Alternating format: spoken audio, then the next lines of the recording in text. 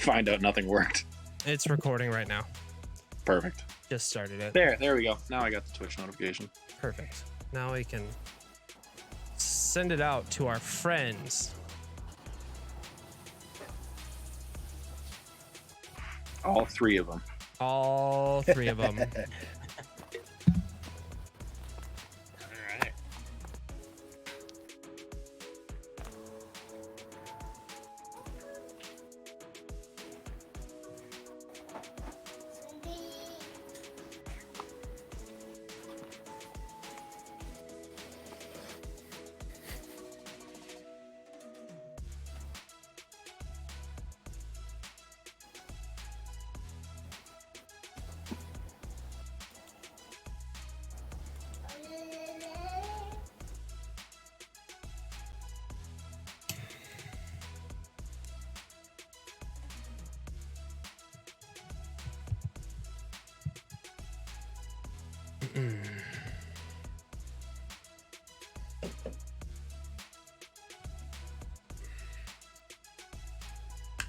Ooh. All right, here we go. Theme song coming in.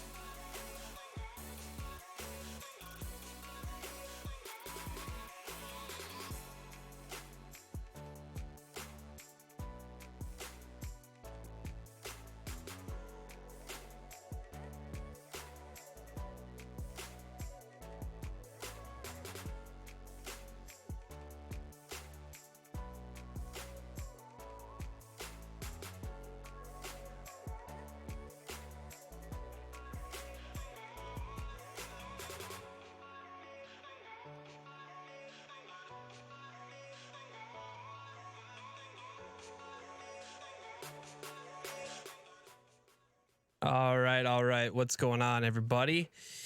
It is the victorious P.O.D. That's right. We are back for our second episode of season 6. It is Monday, May 9th, 6:20. We are starting a little bit later here, but we had some technical issues and some weather-related issues, but I think we are all in the clear right now. So I just want to say thank you for everybody for joining us here this evening. It's gonna be a lot of fun. So I can't wait to be able to get in here and talk with our two awesome guests that we have here, and we will introduce those guys here in just 1 second. But first, what I would like to do is, Jack, do you have any announcements before we get going? Oh, you're putting me on the spot here. Nothing specifically other than our guest tonight. No. Okay.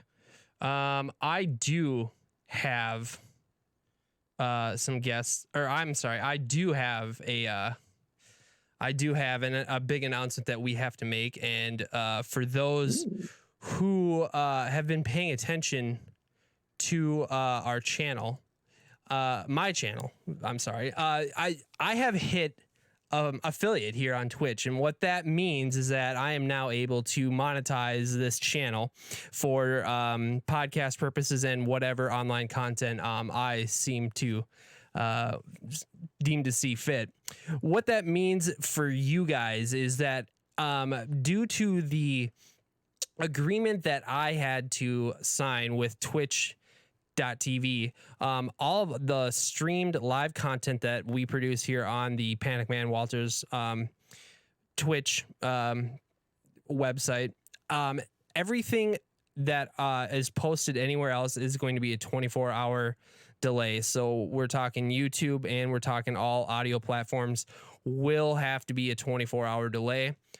So sorry about that, but that is just part of the agreement that we had to sign here. So that is like the big announcement. I was working really, really hard to get towards that, and we were able to do it. And now, Jack, we got to get you squared away so we can get you affiliate so that you can start monetizing on your channel as well. So we'll get all into that. But first, let's talk about our two guests that we have here today with us. We have the Minnesota Sports Live with DJ Matty C and Paul the Shield Vold. So, guys, welcome to the program. We are so excited to have you guys here. We're going to be talking Minnesota sports, football, and we're just super excited to have you guys on. Welcome. Hey, appreciate it. Appreciate being on the program, fellas. Yeah, appreciate it. I know we've been working on it for a little bit now, but we finally got it to happen. We need a fantasy football perspective. I definitely think, and I think you guys do a great job of putting together all your rankings and things like that. But we got some hot takes for you, so we're excited to be here with you guys. Real quick, Maddie, how long have you guys been doing your Minnesota sports program? Yeah, that's a great question. Well, it kind of dates back, and Voldy can attest to this too. Back in college, we started up the Sports Zone, just to give you a brief history, at Southwest Minnesota State University. And then after college, we kind of, we took a little bit of a break, get into the careers a little bit. And then when I moved down here to Granite, the Curve Doctor, our producers, our current producer goes, "Why don't you start up the show again?" Sure, why not? So then we decided to do that, and called up Voldy, and Voldy was in, and Totally. we've been doing it for 2.5 years now. 2.5 years. 2.5 so it's been years. a great run. Yeah, it's hard to believe, isn't it, Shield? Oh my God, it's been crazy. We were just talking about before we got started. We've been doing this since pre-COVID, which feels like 3 lifetimes ago. Absolutely. Which is so crazy. I think we did our first show like January of 2020, and did the first show at my old apartment with me and my wife, and we did one show there, and then we moved Super Bowl weekend of 2020. Then the world decides to take a big old fat dump on us, and then 2.5 years later, we got a 14-month-old kid, and we've been married now 5 years, and it's been crazy. It's been crazy, but show is pretty self-explanatory. It's pretty awesome. So, Voldy, why don't you tell us where we can find your program and what time usually we can hear you guys or watch you guys? Yep. Absolutely. You can find us on, we're on YouTube now, YouTube Live, Minnesota Sports Live. That's right there on the flag behind us. If you can check that all out, the correct spelling of that. Yep, Matty C's got it as well. Minnesota Sports Live. Yeah, I like it. Repping the brand. I like it. Wednesday night, 7 o'clock, we go live with the show. Usually about an hour and a half show. And then we're on Instagram. We're on Facebook. We're on the Twitter. All you got to do is just find us in Minnesota. Type that in, and usually it's pretty easy to find from that point on. As always, we will have all of that information in our show notes. We will be adding that to everything. The description in the Twitch video will be after the podcast is done. The YouTube and all that other jazz. Wherever you watch or listen, you'll be able to find all those links to their show and their social media handles. So please go check them out, follow them. Hype these guys up. These guys do a really good job. And if you're really into sports, especially Minnesota sports, this is definitely a show worth checking out. So please do that. Jack, how do you know these guys? Like, there's obviously some sort of connection. How do you know these guys? Who said I know them? Who told you? Really? Voldy, technically, I don't know if we've ever met face to face. I've been an admirer from afar and watched you on the show, but technically we haven't. Matt and I actually went back to high school together, so we go way, way, way back, and kind of on and off, touching base throughout college. And then when he's got his show going up again, I was following that, and kind of just similar interests, but like Matt said, we kind of had opposite sides of the same coin, where they kind of focus more on the real sports side of things and more the fantasy sports. So I was like, this would be a good connection to bounce ideas off of each other and, see what works for all of us. So, yeah. Awesome. Match made in heaven. Yeah, exactly. All right, real quick, a few things before we get right into it. First off, we'd like to thank our first 2 subscribers that we have to our channel. It is at It's the Olive and Praying Mantis Princess. They were I consider them the founders, the first subscribers to my channel. I appreciate that so much, guys. Thank you very much. Please check out the show notes on where you can find Praying Mantis Princess and It's the Olive. They usually stream Call of Duty gameplay multiple nights a week here on Twitch. So they're really good, and I would suggest checking them out if you're into Call of Duty.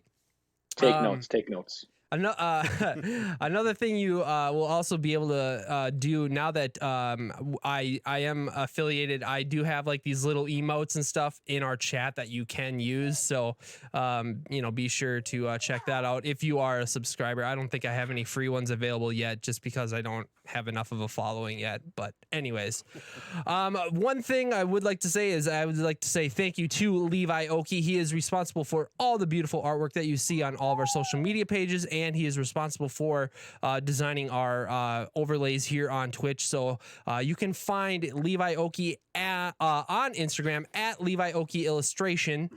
That's at Levi Oki Illustration on Instagram. Go check his work out. He is a fantastic artist. Like I said before, you can check out all the show notes for all of our social media links on how to get a hold of us and everything like that. Email, whatever. All that stuff is going to be listed in all of the notes. And you can also, please make sure you do this. Find us on YouTube by searching the Victorious P.O.D. Take our latest videos, like them, comment on them, whatever.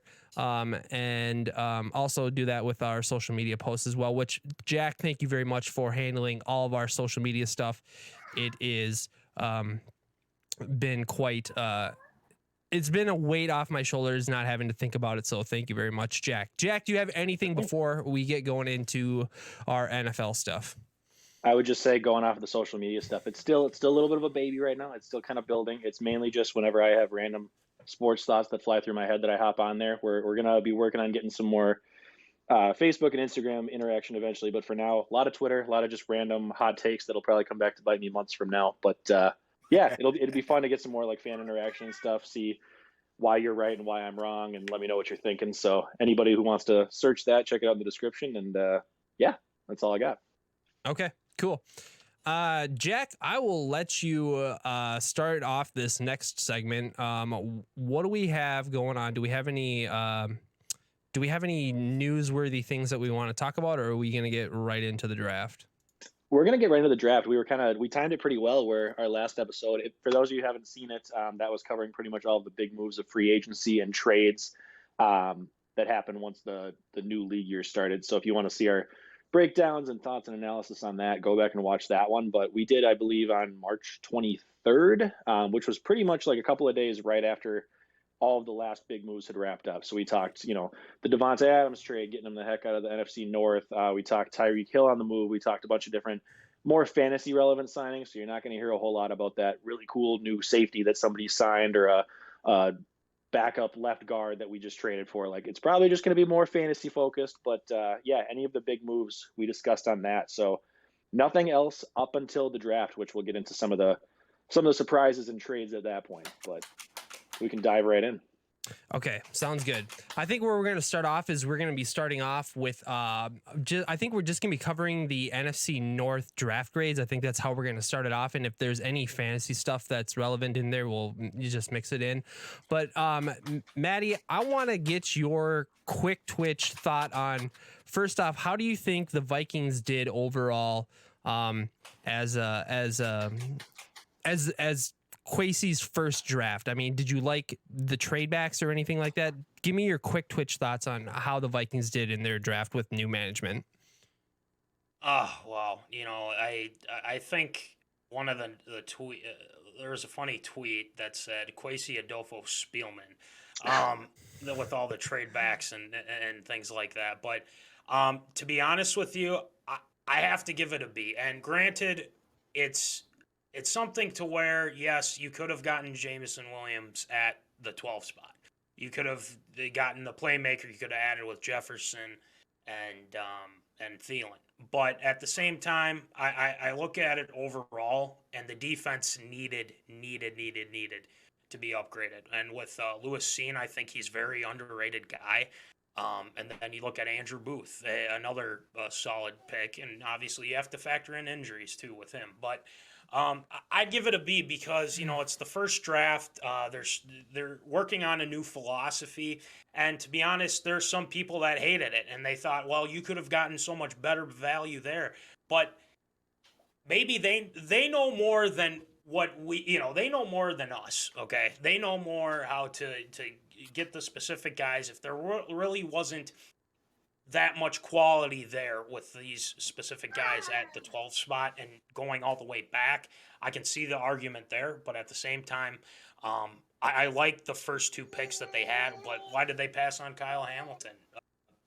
That's my question too. I mean, ND or you are obviously Notre Dame guy, Harrison Smith.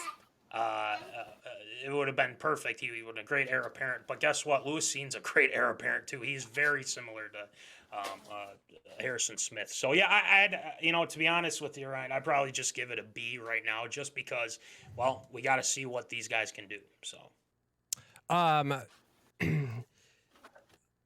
how, like, were you happy, Jack? Were you happy with the Vikings trading back twice? Like, what were your thoughts with trading back twice?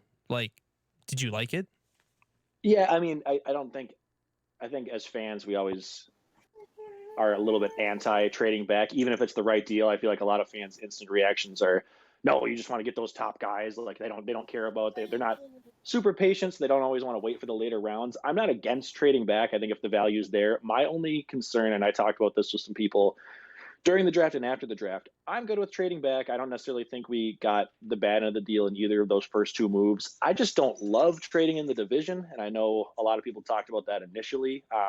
My opinion would be, I don't want to just write off trading in the division. If you can get something from a rival and take them down a peg or two, great. But I feel like I would add some draft capital to it. Like maybe say you're going to trade with somebody out of the division or out of the conference. If you're going to go in the division, add 20% onto that. Like if you really want to make a deal, you're going to have to give us something. And I don't know that I feel like we got that. I feel like it felt more like breaking even with the Lions trade. And I do think we won the Packers trade, but I would have liked to see more than what we did get.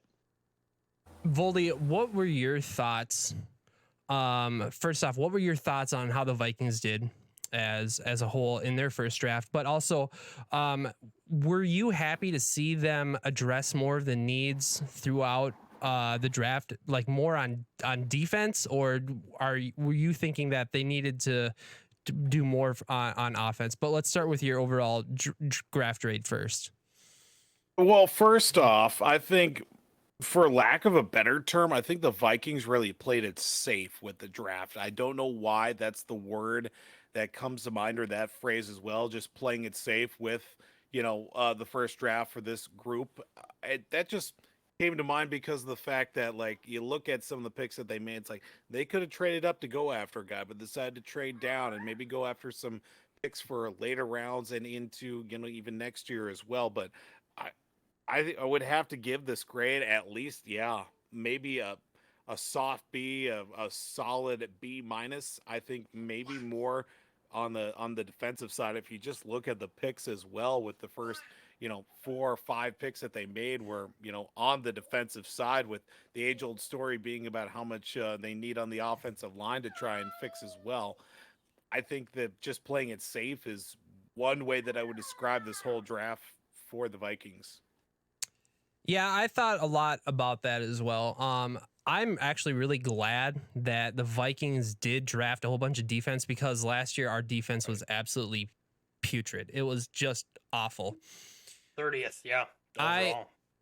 However, and we don't have to get too deep into it, we can have a small discussion, but I did not like the fact that after we traded back again. So, like, I felt like all the value that we had like the value that we traded for with Detroit to move up into the second round, literally you washed all of that away. So I feel like we just gave away our first round pick to Detroit for nothing. Not nothing, but a lot less value than what you could get. Did you guys have any sentiment or any feelings like that at all during the first round of the draft? Or I'm sorry, the second round of the draft. That's when the second trade back happened.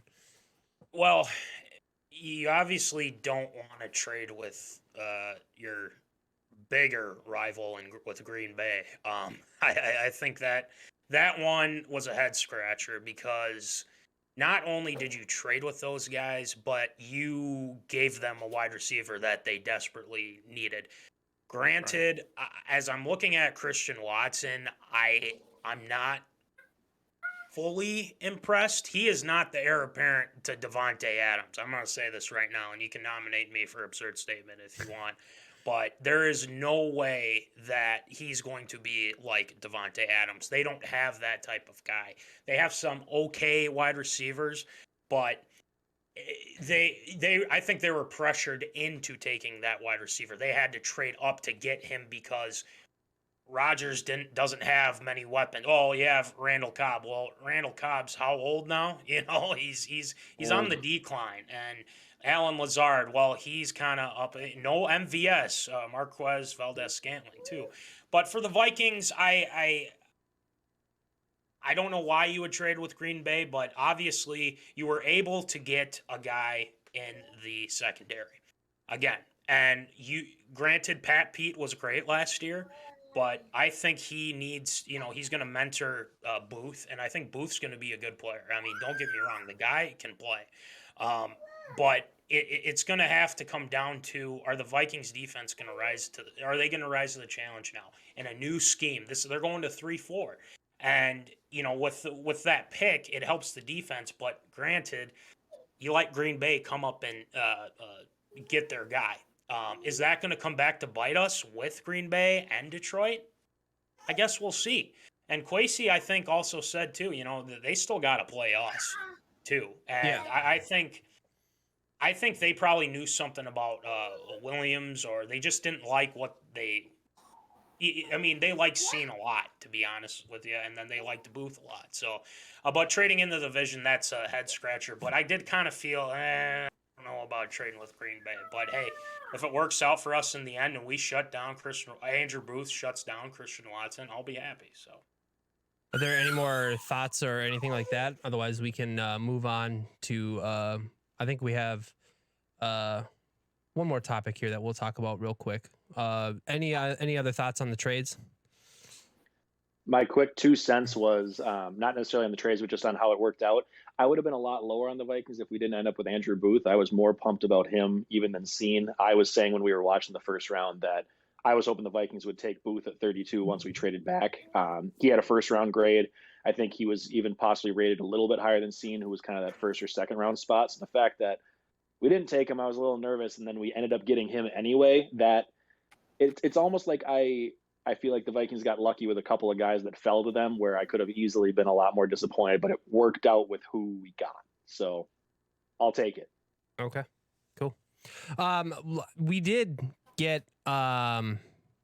draft a guard, it appears, Ed Ingram. Do we know anything about this guy? Are we excited about this guy? Is Kirk going to be running for his life, or is this guy going to be a starter? What is the analysis that we have on Ed Ingram? Yeah, so I mean, initially, I believe he was, once upon a time, had like a low first round draft grade. There were some off the field issues and problems that he had, which everything has been cleared as of now. So I mean, that's the big reason that a lot of people were talking why he fell. But there's obviously some character concerns. Like, Vikings fans were not unfamiliar with players that have had off field issues. So hopefully he stays clean. But assuming he does, from at least the little bit that I've read and you guys can weigh into, it seems like he is a guy that was pretty underrated. Like, he seemed like a pretty good value, especially in the early third when we got him. And I think just based on our offensive line situation, he should likely be either a day one or a soon to be starter at guard, just with what we have. Who would he be replacing? Who would he be replacing on the line? He'd be replacing Udo.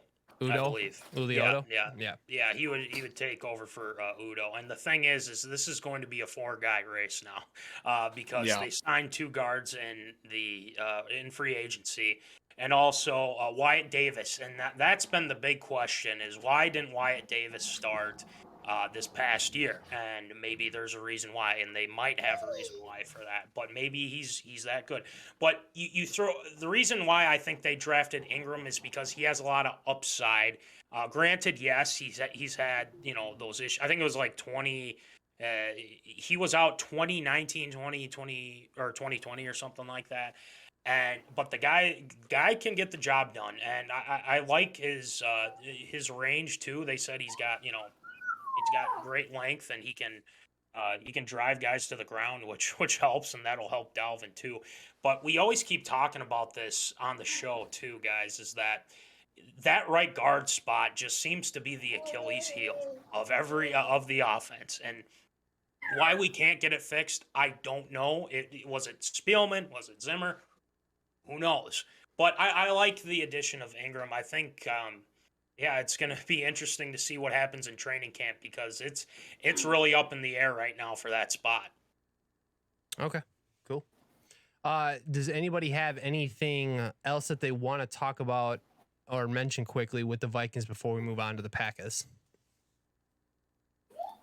Why do we have to move on to the Packers? Well, it's what's in our show notes here. Hey, fair enough. I can delete. I mean, Gross. Voldy, what do you think about the Packers not taking a wide receiver in the first?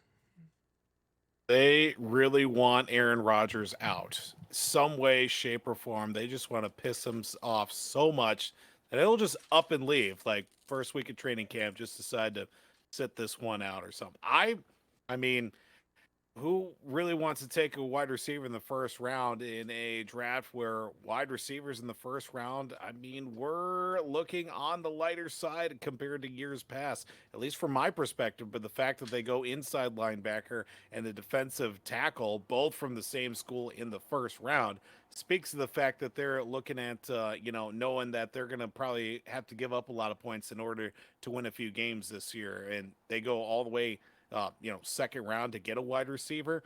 They're putting all their marbles in the wrong bag for this one, I think. I'm looking at their draft results, and they out of I'm trying to count here.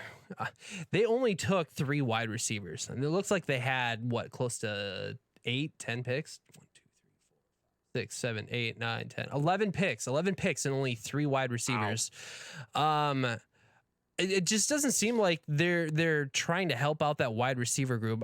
They must have a lot of faith in Allen Lazard, but we didn't really see anything from him that would lead you to believe that he's going to be that number 1 guy in that receiver group.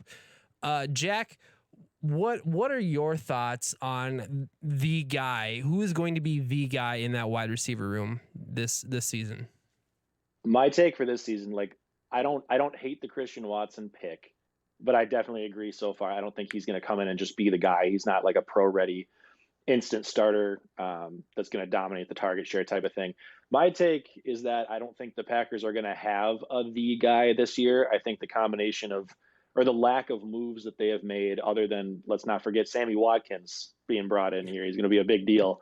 But really, I feel like Sammy Watkins, Allen Lazard, Christian Watson, Cobb to me is 4th in that, probably once Watson gets his feet wet. But I feel like all of those guys feel about the same. Like, you're probably going to end up getting 1 or 2 of them that have okay games here and there just based on volume, because Rodgers is going to get them the ball, but they're not going to be the guys that are going to break it and turn it upfield. They're not going to be the ones that are going to get 10, 12 catches a game and just dominate over some corners. I mean, maybe Vikings corners, unless we get a little better there, but I don't see one guy being the alpha in this situation. I feel like it's going to kind of force Rodgers to really spread the ball around more, not have a hyper targeted guy, and just kind of be more efficient and make do with what he has. So I don't see any of these 3 guys really blowing the doors off for the Packers offense here. Who was the tight end in Tunyon? Yeah, Tunyon. Do you see From a I could see fantasy it. perspective, do you think he's going to be a lot? I mean, because Packers tight ends last year in fantasy were not valuable whatsoever. I think they actually held a negative He value. he was hurt all year, so that was a big part of Yeah. it. But yeah, if anybody benefits from what the Packers have done or not done at wide receivers, it's probably him. I don't think fantasy wise he's going to become an elite tight end or anything, but I think he could end up being Rodgers, go-to guy just because he's shown the ability to get, for the nose for the end zone. He was a great red zone threat a couple of years ago, so I could see him maybe benefiting a little bit. But again, I just don't see any guy going off this season. Maddie, one question I have for you is: do you think that they might start utilizing the running back as more of a check down guy? Like, is there a running back on that roster that's really going to be a pass catching back and maybe make up for some of those targets that they lost with Devontae Adams and not having that go-to guy in the wide receiver room? Yeah, they're going to go to Jones. I mean, Aaron Jones is going to be their guy. If you look at Jones, he's a better pass catcher than Dillon, I think. I think for a fantasy football perspective, I think you're gonna put him high on the board for one, because he can run. They still have a solid offensive line. I don't think they're any slouches by any means, but and then with Dillon, the guy's a bruiser and he's just a monster. I mean, the guy's got the strongest thighs I've ever seen in my life. I mean, the guy's just super strong. But he's kind of the ground and pound, so you'll probably get a lot of red zone opportunities with him on the 1, 2, 3, whatever. Try to pound it in with him. But that could actually suck for Aaron Jones owners if he's kind of taking those touchdowns away. But at the same time too, they're going to look more towards checking it down to Jones. But I will add on the emphasis of, you guys were talking about the wide receivers, I will add that what their belief right now is they're going to try to win with defense. And I think that's why they added some defensive pieces. They lose Darius Smith, but they're going to try and build up the defense so Rodgers doesn't have to do as much. But to be honest, I don't think that's going to work out well for him. And this is not me just saying because I don't like the Packers, but it's true. I mean, if you try to build up that defense, I'm sorry, I'm not scared of the Packers defense for one. But yeah, like I said, from a fantasy football perspective, they're going to look more towards the running backs. I think Jones is going to be high up on the boards here. Okay. Cool. Before we wrap up with the Packers, I'm going to give everybody an opportunity if they have any last thoughts or anything that they want to throw out there before we move on. I don't have a cricket, so I'm sorry. We're moving on. We don't want to talk about it. No pack, no. No That's all I pack, gotta no. say. All right. We're going to be moving on to the Detroit Lions. They draft number 1 overall, Aidan Hutchinson, hometown guy. Number two. Sorry, Dose. number 2. Dose. Jack, why'd you write number 1? I didn't. I'm looking at I number see 2 it. right here. I know. I'll always throw you Don't under you the put bus. that on me. Number 2, pick 2, Aidan Hutchinson, Should have been hometown number guy. Should have been. Thoughts on Aidan Hutchinson? I'll open it up to anybody, so jump right on in. Flashy pick. That's all it was. Trying to get something going to get people excited in Detroit, which isn't all that much to get excited about in the first place. It is kind of a dreary city, isn't it? I mean, like, nobody can be happy that they're a Lions fan, right? No, I know a lot of Lions fans, and they're just like, when's it hockey season again? Maybe the Red Wings got a shot this year. They never do. So I'm looking at the pick that they traded with Minnesota. They went out and got a wide receiver. Do we think Jameson Williams is going to be a contributor this year at all? Jack, what are your thoughts on Jameson Williams? Well, so he's coming back from an ACL tear that happened, I believe, in the championship. Is that when it was, or prior to that? Whenever it happened, it was an ACL tear. So they're hoping he'll be ready for training camp. He's saying he's going to be, but obviously players always say they're going to be early. So who knows? The big question is going to be, I mean, you're a rookie. You're already trying to learn the playbook. You're trying to get reps and stuff. Will he be ready in time? So I don't know if I can say that he's going to be, the top rookie or any receiver or anything like that, just because we don't know when he's going to start. That being said, though, I really, really like the upside with him. A lot of scouts and people were saying about this draft class that he would have been the number one receiver had he not been injured. People prior to the injury were talking about him being a top 5 pick overall in this draft class, which, I mean, still 12. It's not like he was that far off, but he has the explosiveness and the playmaking ability. He's a great burner downfield. He came from Alabama, so I mean, he's playing in the SEC. I think the upside is really, really big for him, but you're taking a big gamble on, players that just don't come back from injuries where it doesn't work out. But as far as, we can talk about it a little bit more later when we cover all these receivers, but as far as dynasty, like rookie drafts and picks and stuff go, I like him as a sleeper pick. I don't think he's going to be one of the top guys chosen, but I think he could do something. And there's not like there's, a clear cut number one guy that he has to beat out in Detroit. I guess one of the things that I find really interesting looking back at the Detroit Lions draft is they didn't draft a quarterback. Now, I know this wasn't a very good quarterback class, quote unquote, good quarterback class, but Jared Goff is not really much to write home about in the fantasy world or in the NFL standpoint. Maddie, do you think that they have a lot of faith in what Jared Goff can bring to the team this year? Yeah, I mean, I would say so. I mean, I look at Goff. I mean, the only thing that you're going to get with Goff is you'll get a couple good games, but you got to add pieces around him. I think with Williams, that's going to help. But they need to address the quarterback position. And, Jared Goff, I feel like, he was kind of at the top of the hill about, was it 2017 or something like that? But I just feel like progressively he's just gotten worse. And I think that's what the big thing is with Jared Goff. You're only getting he's a decent quarterback, and yes, he did beat the Vikings in Detroit this past year, which kind of sucks. We don't talk about that, much like the whole we don't talk about Bruno from Encanto. We don't talk about that Lions game. The fact that it took us over 20 minutes to get an Encanto reference on here is appalling. What are we doing? We should have had a timer in the background. Exactly. It has now been 0 days since an Encanto reference. There we go. It's been 0 minutes since an Encanto reference in my household, that's for sure. Hey, it's a good movie. But anyway, you look at Goff. I think they have to at this point. I mean, granted, he's in a big contract now. I mean, this contract is pretty massive with him too. So, I mean, it's something you can't really, I think they're in a tough position. But I agree with you, Ryan. I just don't think there's a lot of quarterbacks that you could be like, oh, they could have taken Malik Willis. Oh, is that too high? Or they could have taken Kenny Pickett. Well, that might be too high too. So, I could have seen it would have been interesting if they traded up to get a quarterback, but at this point, I mean, they got to ride with Goff and see where it goes. But adding Jameson Williams, I think, is going to help. Voldy, they really seem to focus on defense this year, the Detroit Lions. Their first and second round picks were defensive ends. Should we, as Vikings fans, should we be shaking in our boots about what the Lions can throw at us defensively this year?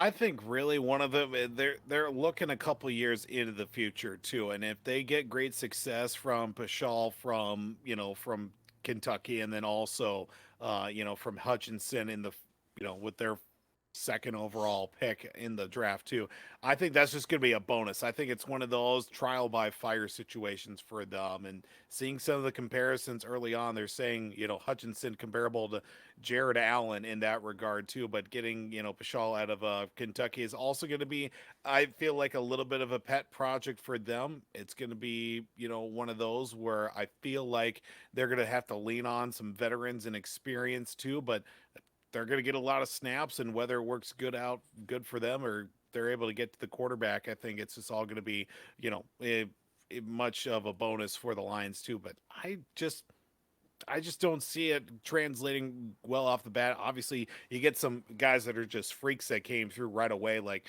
the J.J. Watts, the T.J. Watts, also too, right off, when they came into the league too, and have made, great amount of plays right from the very beginning of their careers.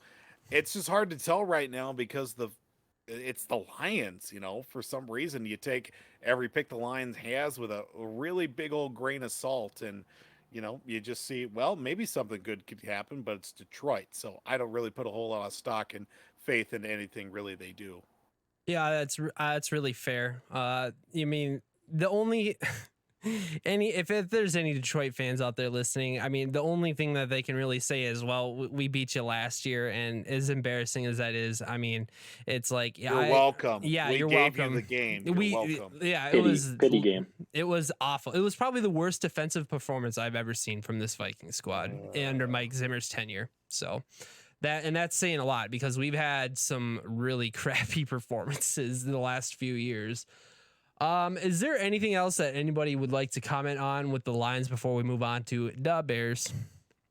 Well, one thing I will say about that game too is I'm surprised Zimmer had his job after that game, because I thought that was the icing on the cake. Because I mean Cam Dantzler just completely biffed on that coverage. It's embarrassing. But I just wanted to add that in there just because, I was surprised. They waited till after the season to cut ties, but it wouldn't have surprised me if they did after that one. Just to quickly tangent off that, the Wilfs, the last time they made a coaching change was in season. Not that saying that it was the right move to do right there in the season, because all situations are going to be different with different head coaches and stuff like that. But I feel like the ownership maybe knew it was better to let him finish out the season just because of I don't know how much of a mess or how much of a headache it is to change the guard in season, but I figured that they can make a much smoother transition to a new leadership group when it came to finishing out the season, because as we know now, they got rid of Spielman and Zimmer as well. So I don't think that they would have done both in the middle of the season. So I'm guessing that's why they didn't fire him after that. Otherwise, if they weren't thinking about getting rid of Spielman, I would say that I would agree with you that would have been the last straw for the Wilfs. All right. I can't disagree with that. Moving on to the Bears. They didn't have any first round picks because of the trading up for Fields last year.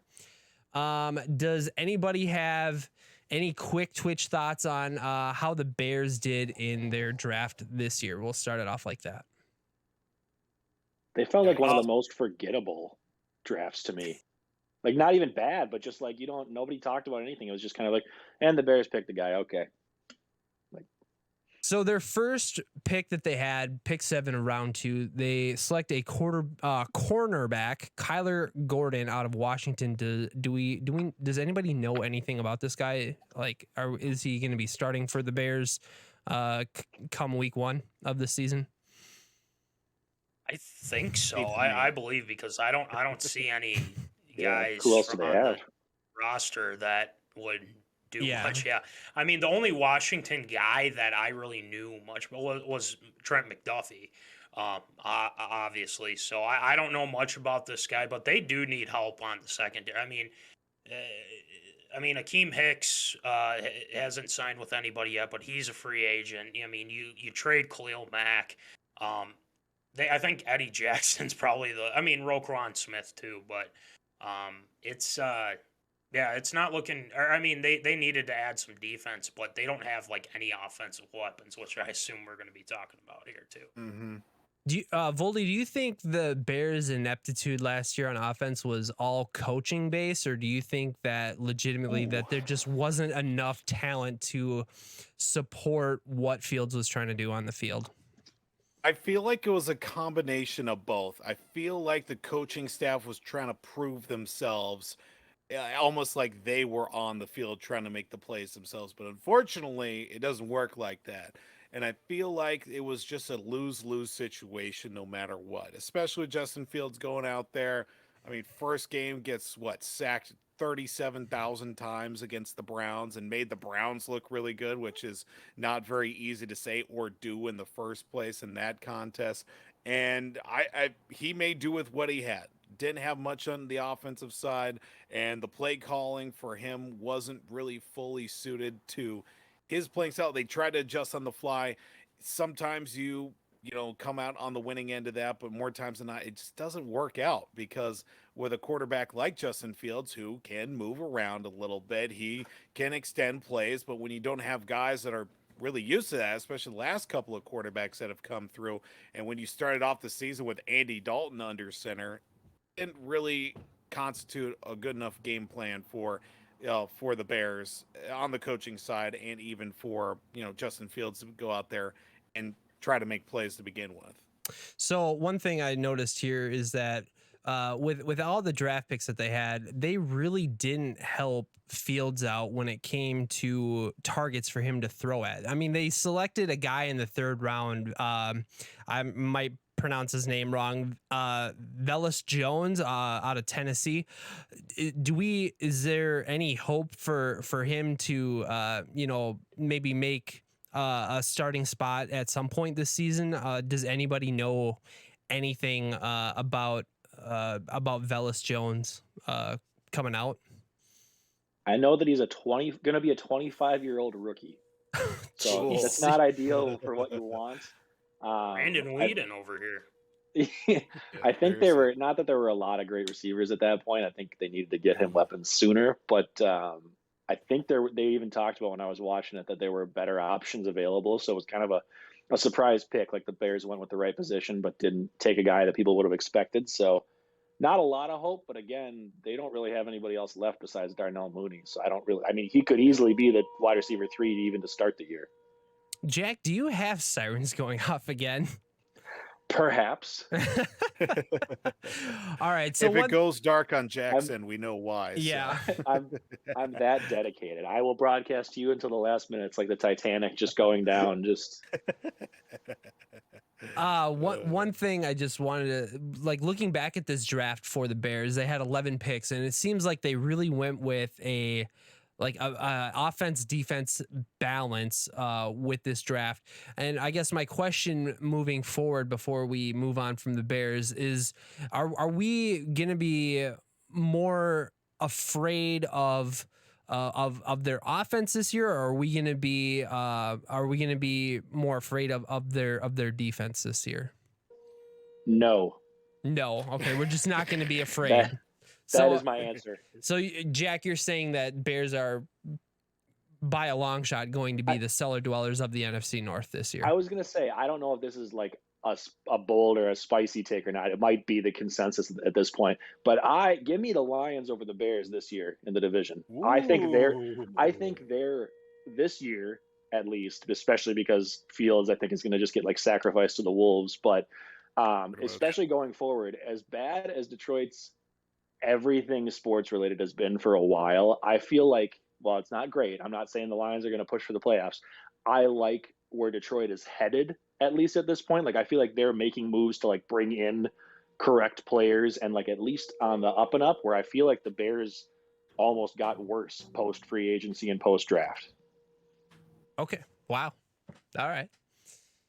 Does anybody I'll hang up and listen. Yeah. Does anybody have anything else that they have say about Bears draft or outlook for the Bears going forward? Yeah, I'll add this. I don't fear the Bears. I agree with Jack. I really don't. And to be honest, a lot of people want to blame the whole, like Justin Fields didn't have a great coach. Justin Fields didn't have this. But I'll tell you what. There are some things that, he's a rookie. He's shown his flashes, but to be honest, I don't have that much faith in him to be their guy. I think they need to add things. I think what Poles is doing with the Bears is he is just kind of just getting rid of guys that they don't want anymore. They're going to try and build up some cap space and then maybe compete in the next 2-3 years or something like that. But you look at Chicago and nothing Khalil Mack's gone. Okay. I'm not fearing that. Akeem Hicks, I don't think they're going to re-sign him. All of a sudden your defensive line is a shell of its. I mean, they might be fourth in the North. I'll say that they definitely might be fourth in the North. It's going to be battle of the toilet bowl between the Detroit and Chicago. So, but I don't understand what they're doing. But it's looking more and more like the Vikings were kind of like, I think we're good with Kwesi. I think Poles wanted to blow it all up. I don't think the Vikings wanted to do that. So that's just kind of my take on it. But the Bears, not fearing them this year. I'll tell you that much. We've got a long way to go until the season begins and, of course, until the season ends. But while we have you here, before we move into some fantasy stuff, Maddie, I'll start with you. Can I get your NFC North ranking by the end of the regular season? Who do you think? What do you think the rankings are going to look like for the NFC North? Oh, man, I'll give you Put the me early on the spot. Yeah, I'll give you the early reaction. I think the Vikings are going to win the NFC North. I think they're going to be the division winners because, to be honest, they look like more the complete team. Now, I will say Green Bay still is kind of lurking a little bit. You always have to be aware with Rodgers. As much as I hate the guy, he's a heck of a talent. I mean, there's no ifs, ands, or buts about it. The guy is very talented. But when you get rid of Devontae, when Darius Smith is gone, those are some key pieces. And they've been Vikings killers, let's be honest. Darius, especially Devontae. I mean, he does that to every team, but still, I mean, especially the Vikings. Now that those guys are gone, I think this is I think they're going to win to the division. It depends on the new scheme. It depends on injuries. We all get that, but I would probably pin the Vikings as 1. 2 would probably be Green Bay. Green Bay, I think, kind of has a good enough defense. They have a good enough running game. They have Aaron Rodgers. But the fact of the matter is I just don't like their weapons that they have enough to outmatch the Vikings because, I mean, you're going to have to worry about Dalvin Cook. You're going to have to worry about Thielen and Jefferson when you're taking us on and whatnot. So I'd probably say Green Bay at 2. And then 3, I'm going to go with Detroit. I think Detroit's going to be number 3. It just makes more sense with them to be number 3 right now. I feel like they're gonna start off slow, but I think they're gonna pick things up by the end of the season. They're gonna be a little bit more competitive than they have been, but they still have a long ways to go. Voldy mentioned it earlier. I think they're gonna have a long way to go before they're ready to take on the purple and Green Bay. And Chicago's last just because Chicago just didn't do anything during the draft and free agency. They're just blowing things up. So they're going to be the cellar dwellers, I think you said, Ryan. Mm-hmm. So, yeah. Those are my rankings so far. Voldy, what are your rankings for the NFC North this year? Vikings, Packers, Lions, Bears. Exact same as DJ Madison. Short, sweet, to the point. I like it. Mihoff, what do you got? I'm going to switch it up by saying Vikings, Packers, Lions, Bears. The exact same thing. I expect the Vikings and Packers to come down to like whoever wins the head-to-head. So I could see it being 11 wins for one team and 10 for the other. But I feel like the Lions will bump up to maybe 6 wins, and I'm going to project the Bears are. I bet you by this time next year the Bears are picking in the top 5. Okay, all right. At risk of being thrown off half of my own podcast, I'm gonna say, and the only reason I'm gonna say this is because I'm just not sure if the Vikings are going to be able to put together a game plan to be successful in the first year. The Packers are gonna take number 1 in the NFC North by a game. It's just because, like Jack said, it's gonna come down head to head. I know it's painful for you guys. We've had these discussions that Walters is a closet Packers fan because he and I played a weekly NFL pick'em game last year, and he was all cocky and confident about how he was in first place. And I'm like, the 4 wins you have, you've picked the 4 opponents against the Vikings. Like, you are cheering against them to win. You are happy when the Packers do well. You draft Packers players it's a whole, there's a whole thing. I have a whole list of this conspiracy theory about it, and I'm like the meme with the guy with the board pointing from Always Sunny. Yeah. I'm like, this is why. From back in 2007, he wore a green shirt once, and it's a whole thing. Okay. Sylvia. So the one thing I got 2 main reasons here. Number one, the Vikings are transitioning from a 4-3 to a 3-4. Correct? I didn't get it backwards, Correct. right? All right. So we've never had the personnel for that, except so I'm not sure exactly how that is going to translate in year 1. That's a major concern for me. Number 2, Aaron Rodgers. Maddie, you said it earlier. Don't like the guy. He's a terrible person, but he is an amazing NFL quarterback.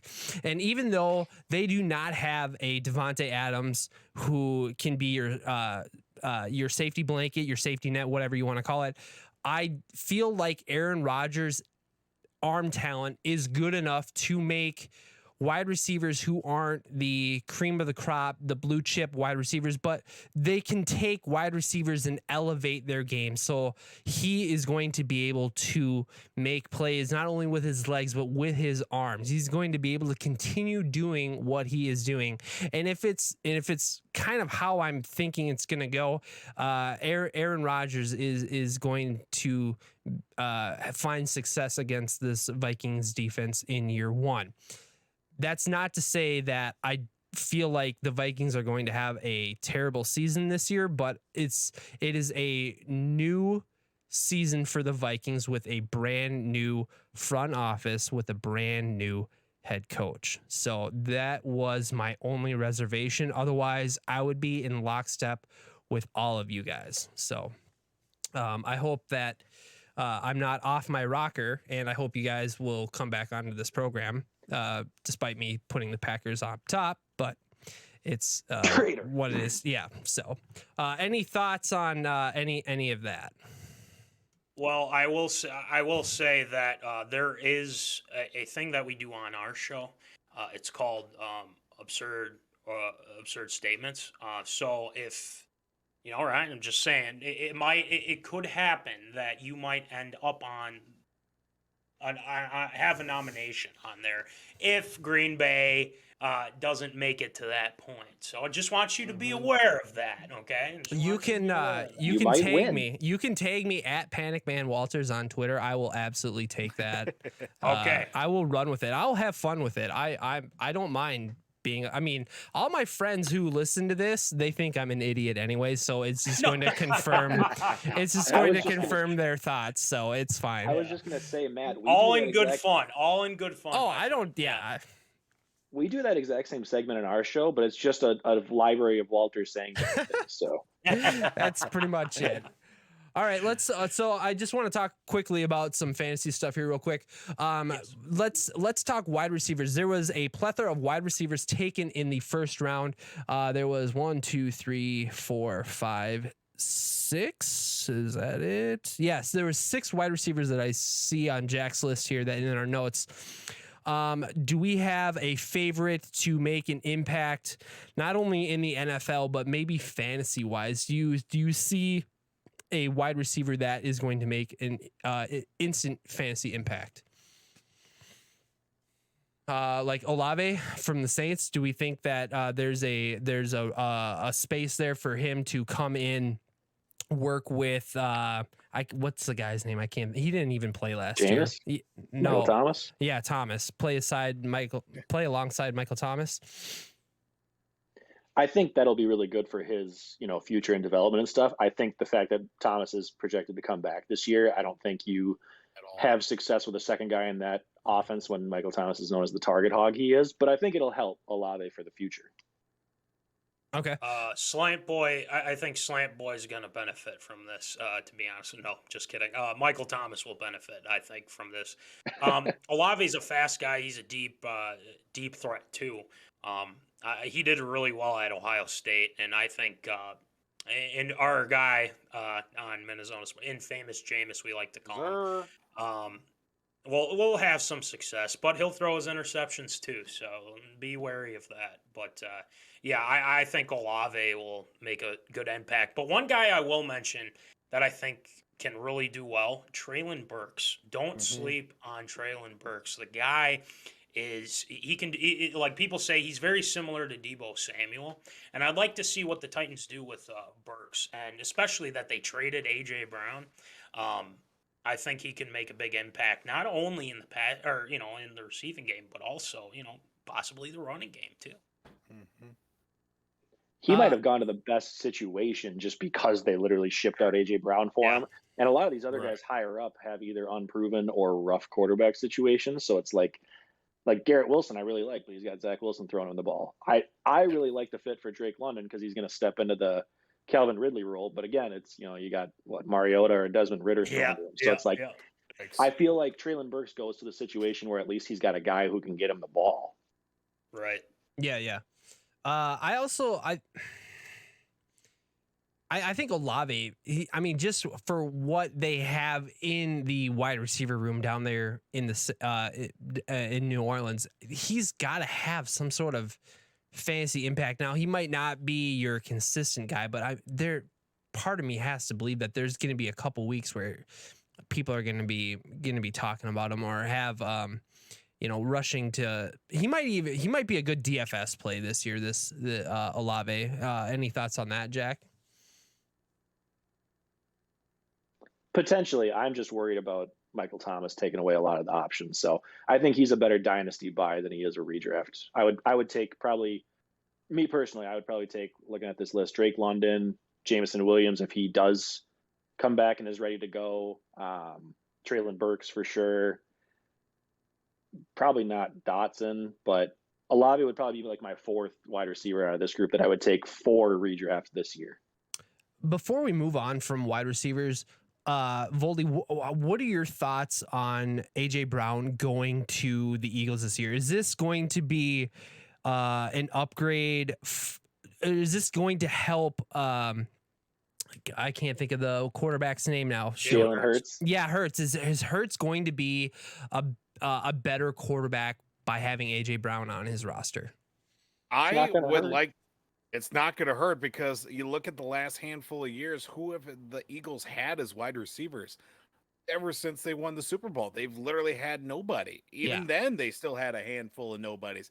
Torrey Smith was on the team. They had Alshon Jeffrey and guys that were on their second, third, even fourth teams. And that's the story for the Eagles the last few years with them, too. They've got either rookies or guys that are literally plucking off the streets and going the anti-Patriots way with just getting guys off the street that literally can't even play. And I think having a guy that's been established like AJ Brown is only going to be to, Jalen Hurts' benefit, guy that can run routes, guy that can go out and smoke somebody if you need him to. And, obviously stretch the field with him. I think it's going to help. Maybe even step up some of the games with Jalen Reagor and for that crew there too is, really going to help out Jalen Hurts and maybe put up some more points this year for them.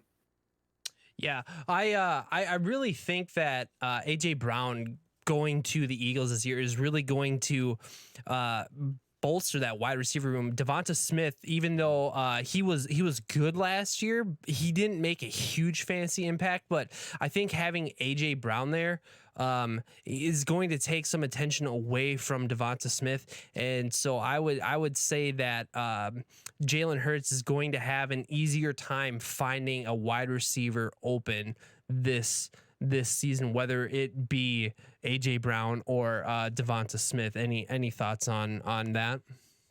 Quick hot take on Devonta Smith, worst Heisman winner ever in my mind. Just throwing that out there. Okay. Most boring, bland wide receiver and Heisman Trophy winner ever. I just had to get that off my chest. It's been bugging me ever since he won it. Just like, what? Hey, you guys can come on here and vent anytime you guys want. I mean, this is an open, safe space. You open the floodgates, yeah. All right. So is there anything else that we want to talk about with wide receivers? Otherwise, we're going to move on to quarterbacks here real quick. One sleeper I think we got to keep an eye on, Sky Moore. I think that's a big one because you look at the Kansas City Chiefs right now.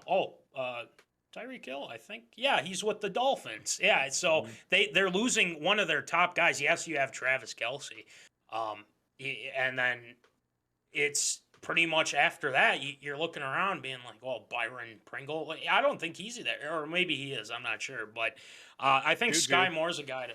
Yeah, Juju. yeah, Yeah. Juju. Yes, Juju. Juju. Thank you. Thanks. Sky Moore, I think, is a guy to look at because not a lot of people have seen what he can do, and Andy Reid, he's a mastermind. So I'd probably put him as a sleeper. In the obviously, you could probably pick him up waivers or whatever you would want to do with him. So yeah, Sky Moore, sleeper in my opinion. Okay, cool. Jack, you got anything? 2 bullet points. One, as far as the AJ Brown thing, I do think, although it's exciting for Hurts, I do think it hurts AJ Brown's value a little bit just because Hurts runs the ball so much. Not that Tannehill was a great quarterback or anything, but I do think that this will be a slight step down for AJ Brown, so more of like a mid wide receiver 2 for me. And then the only other big wide receiver news that we didn't touch on yet was the Hollywood Brown to the Cardinals trade, which is huge, especially in light of DeAndre Hopkins being suspended. So that was very surprising and came out of nowhere. Yeah, how floored were you guys? I mean, this like I feel like the 2021 playoffs, like even through now, like it has been the most exciting time for the NFL. Like the playoffs were so amazing and fun to watch. You had close games, you had comebacks, you had overtime. I mean, it was just fantastic. And then we roll into free agency and we have big name players who are traded, and then we get to the draft and now we have big name players being traded for draft picks. I don't think I've ever seen the NFL as on tilt as this. I mean, can you guys ever remember a time like that? No. Not really. Yeah. I'll say that, but you said like I really wasn't floored, but I know who was, and that was Lamar Jackson. I think yeah. that he was not happy. He subtweeting, and they try to cover it by saying, well, he wanted an offensive line, but they traded away one of his top targets. I mean, of course they're going to be a little peeved about that, but from a fantasy perspective, him and Kyler Murray, in Arizona, I think this could be really good because DeAndre Hopkins is suspended, and granted, I think he could make a big impact to Hollywood Brown. But then again, I mean, you look at the Ravens, there's controversy, I think, going on there with them and Lamar. So, yeah, just to add on. I mean, there's got to be a reason why. I mean, I think he's been trying to like play it cool with like the whole with his contract, but there's definitely something weird going on within the organization.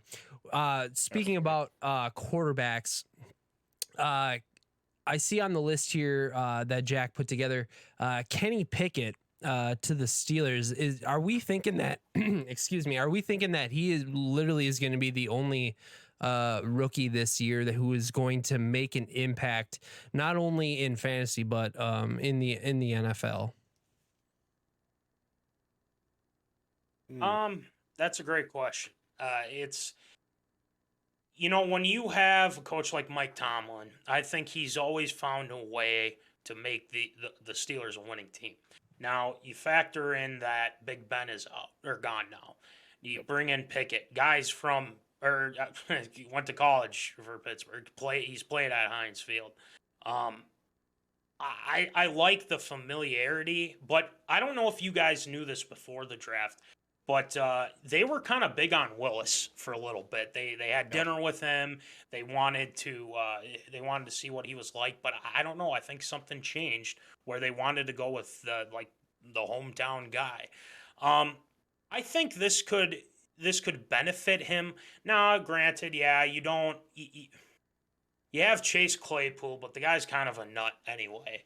That has some fantasy implications too. But then again, he's solid. I mean, he's gonna have some solid games, but I wouldn't look at him as a.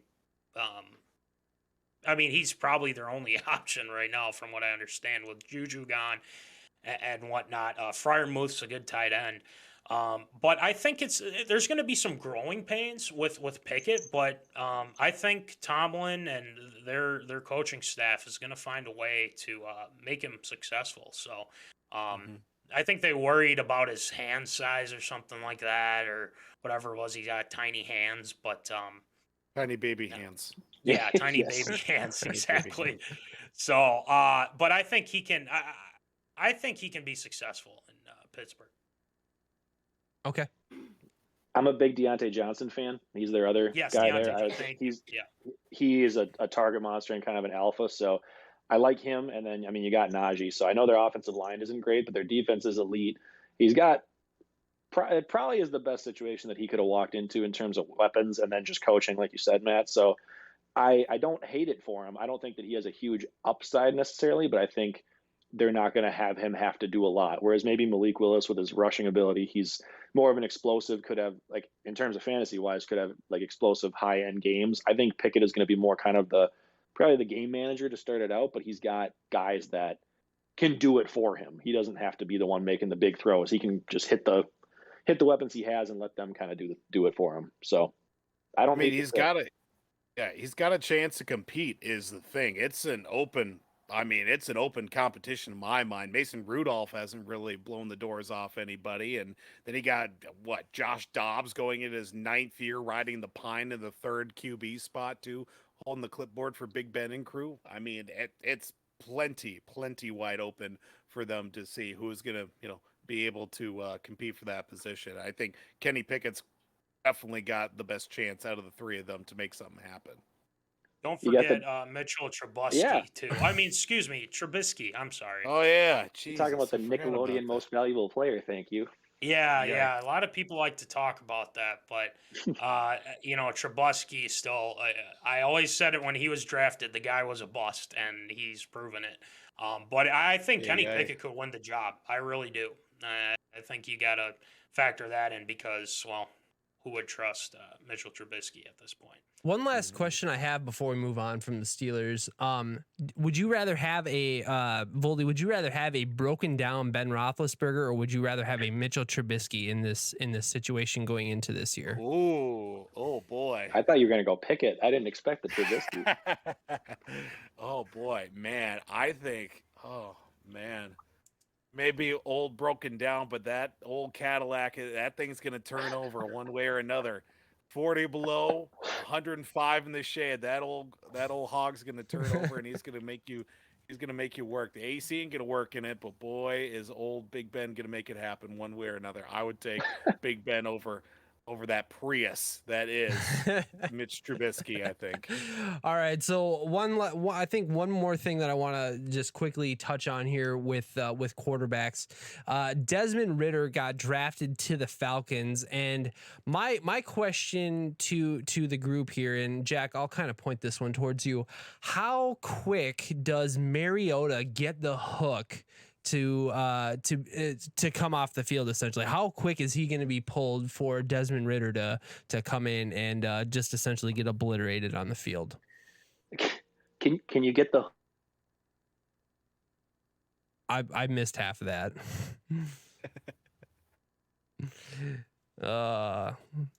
So what? Oh, Jack, you're muted. I can't hear you. There we go. There you Cut go. off for a second. Can you hear me now? Yeah, we got you. Yep. Good. Okay. I think that Ridder will take over fairly early on. I think Mariota, they gave him some money for it, but I think he's more of a placeholder. He's a very similar situation to Pickett, where Mariota and Trubisky feel about the same to me. So I feel like they're going to ride with Ridder early, at least just to see what they have. Nobody thinks the Falcons are contending anytime soon. So I don't hate the fit there. I like Ridder to be, maybe by mid-season, or even week 5, week 6, once the Falcons are already eliminated from the playoffs at that point. I think Ridder could get a shot pretty early on. Okay, cool. Is there anything else anybody wants to talk about with quarterbacks before we move on to our last fancy topic of running backs? Get to running backs. It's a running back. Okay, let's. I'm going to open this one up to the floor, so anybody who has anything that they want to say, just jump right in. What rookie running back from the draft this year are we most excited about? Is there a name that just jumps out to you that's going to make an immediate impact not only in the NFL but maybe in fantasy? Ooh, it's a great question because everyone kind of was like Brees Hall, Brees Hall, Brees Hall. You know, everyone was big on Brees Hall, which again, you know, I think he could be. The Jets are still kind of working on rebuilding the whole, well, literally the whole franchise. But James Cook, James Cook could have a big impact because you know he was at Georgia. I mean, the stats don't really jump out to you when you looked at his last season, which you know wasn't awful by any means. But Buffalo has been searching for a solid running back. Yeah, you can throw all you want. You know, Josh Allen can help you in a variety of different ways, okay, with his arm. But when you add a running back that can, you know, take some of the load off of Josh Allen, I think James Cook could be that guy. I think he can beat out Singletary. I think Zach Moss or something like that too. But I think he can. He can run and he can catch too. I mean, so I think you got to look at James Cook as a sleeper as well for Buffalo. And you know, if you're doing the dynasty leagues, I think it wouldn't be a bad pick to see how he does. But I just think if you think, oh, James Cook, he's going to be as good as Dalton. Well, I don't know, but he might be. I think he could be a solid running back for Buffalo though this year, potentially. The only thing that I have like reservations about when it comes to drafting from a fantasy perspective, when it comes to drafting running backs out of Buffalo, is that in my opinion, your running back one is going to be Josh Allen. So like, Sure, yeah. For me, it's like until I see it, it's hard for me to get super excited about any running backs coming out of Buffalo from a fantasy perspective. But if they find one that's able to take the load off of Josh Allen from having to rush as much, I think that is a worthy investment because we've seen Josh Allen not only be able to use his legs to produce offense, but I think even last year he really showed that he is an accurate quarterback and he can get it done with his arm. So, yeah. Jack, what are your thoughts about Ken Walker III going to the Seahawks? Are we thinking that he's going to have any fantasy impact? Like, so when we're thinking about fantasy running backs for Seattle, there's Chris Carson and then Rashad Penny. I mean, none of those names really jump out at you. So, what are our thoughts about Ken Walker III going for Seattle? Yeah, it was a surprising one, I think, to see. A lot of people were very high on him as like the second or third running back coming into the draft. I think the biggest thing that this says for me is the Seahawks taking him is going to signal the end of the Chris Carson era in Seattle. I wouldn't be surprised, and I'm going to shout out Foster, who's one of our buddies in our regular Victoria's Secret League, but he kind of tossed this out first. I wouldn't be surprised if Chris Carson ends up as like a cut candidate for training camp or like early preseason kind of thing, just with his injury history that he's had. He's still coming back from another one. And then when he was out this past year, Rashad Penny stepped in for those last handful of games and he looked really good. So a lot of people were very excited for Penny to kind of get the chance and be the guy in Seattle. So it's a bummer having Ken Walker end up there. But I think between the two of them, Carson is going to be behind both of those guys. Whether Walker does anything this year, I'm not sure, but I do like his upside dynasty wise, because even though Penny has done well, like in fill-in spots, he has no shortage of injury issues of his own. So Walker would be more of kind of like a stash guy for now, but I do like the fit eventually. Pete Carroll loves to use his running backs. So one thing, Voldy, if Jack thinks that Chris Carson's going to be cut, let's go along with that narrative.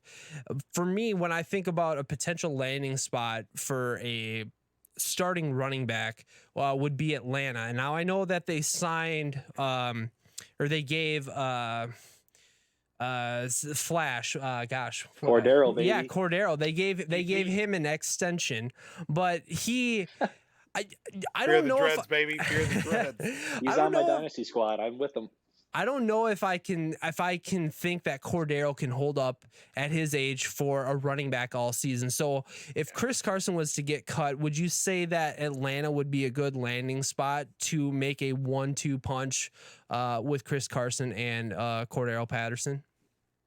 I would certainly say so. I think, yeah, even given the fact that, Cordero's in the career that he is, and, obviously coming into the league as a return man, and then obviously as a wide receiver now, beefed up to the fact that he's taken all these, hits and what have you at the running back spot over these last couple of seasons, whether it was in, Atlanta, and then obviously as a Super Bowl champ with the New England Patriots. Hey, how you doing? Keep her moving. I think it's going to be a good spot for him, and he might get some reps as well, because, we know that Cordero has been injury prone at a couple of times, but now into the fact that he is most likely looking on the backside, if not into the final years of his contract, and obviously in his career too.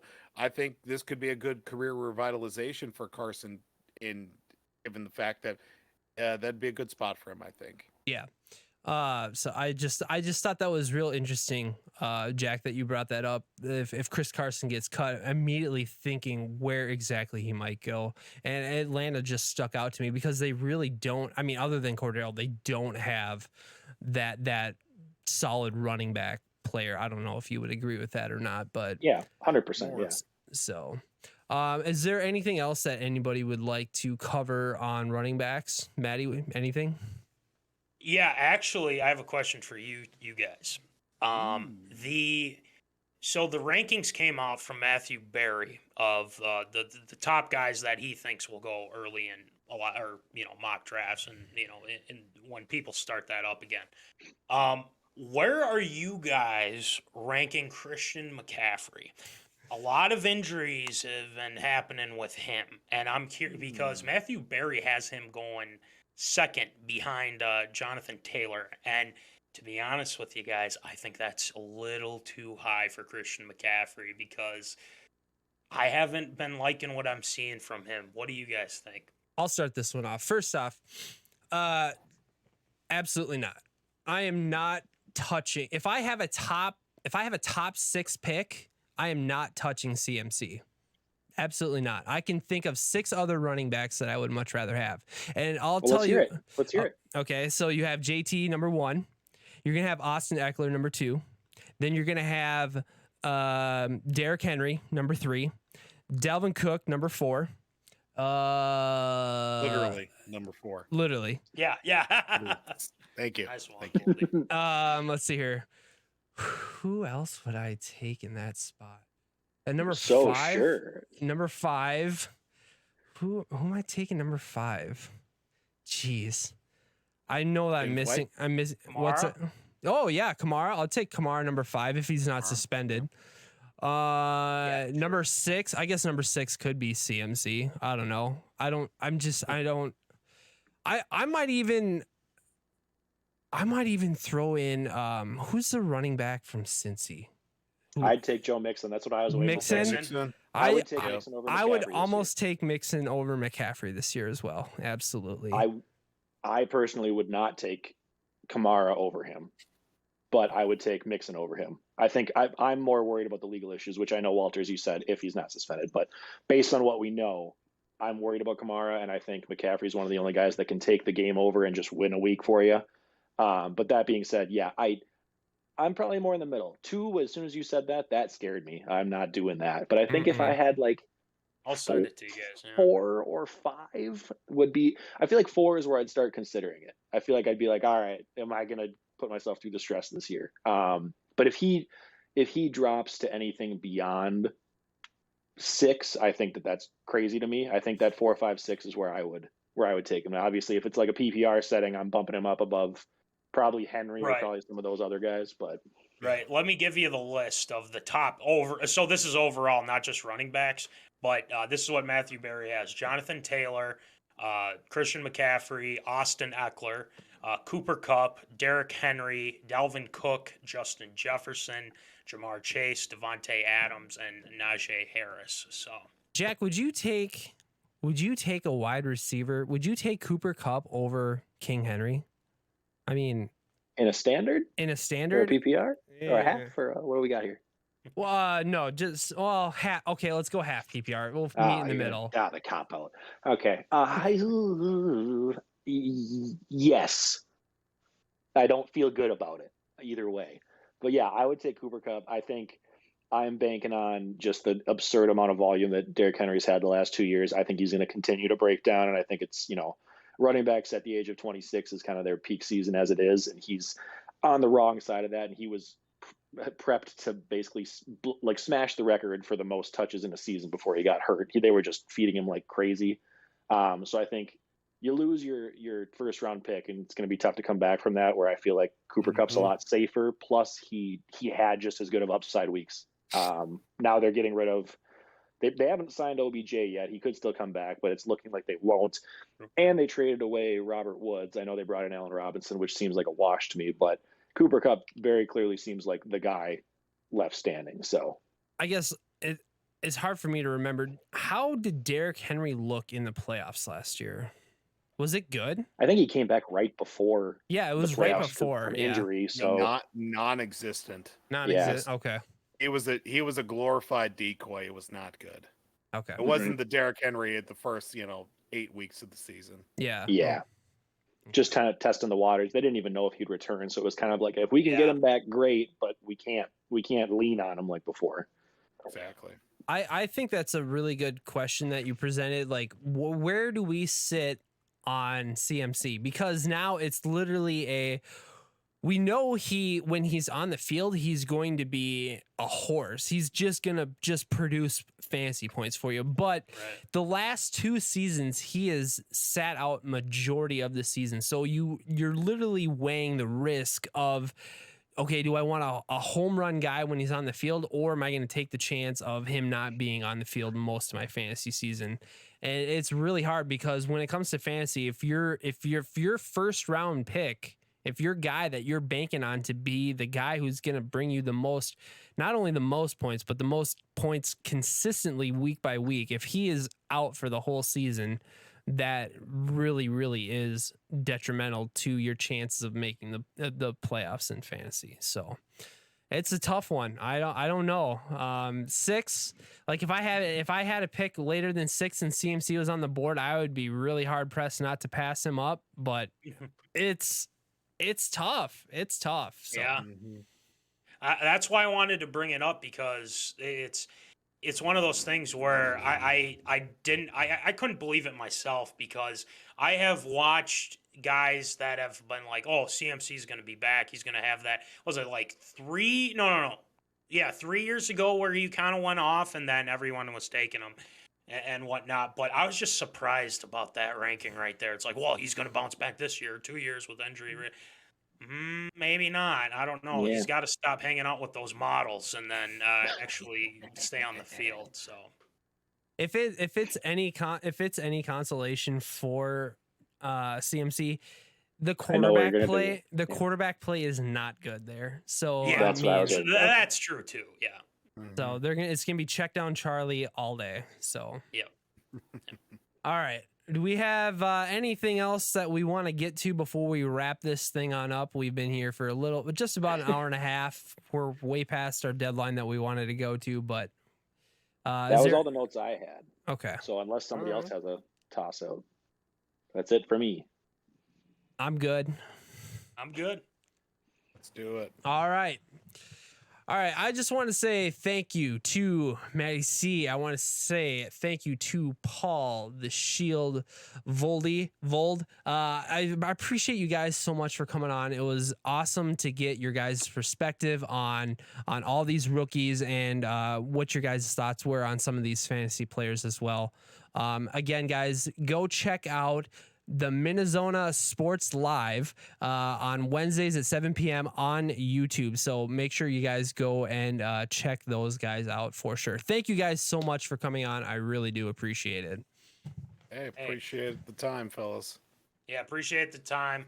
Also, we have merch if you guys are interested as well. We have shirts, hats, stickers. Jack's got a hat. Ryan wants a hat, so we'll get that to you, Walters. And we got stickers too. So if anyone's interested, we can hook you guys up. We got a lot of cool merch for you. So We'll have appreciate you guys having us on. Yeah.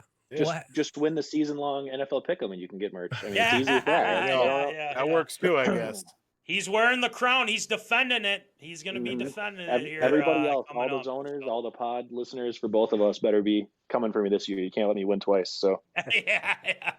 We'll have all links to all that stuff in our notes, guys, like we said before. So go ahead and make sure you check them out. It's a really great sports show. So even if you're not Minnesota fans, it's really a really good sports show. Jack, do you have anything to wrap up this thing? No, like we said at the start, my only things would be just hop onto our Twitter, follow us there so we can interact while there's not a lot of actual NFL excitement and games going on. At least we can discuss and make all of our incorrect predictions. And then we will keep you guys posted. I think we're going to be discussing kind of what we're going to do for our next show, since there's not a free agency period and there's not a rookie draft coming up, but we're going to figure out some other fun stuff and some ways for some fan interaction to happen, or maybe some games and just off-season content. So we will keep you posted.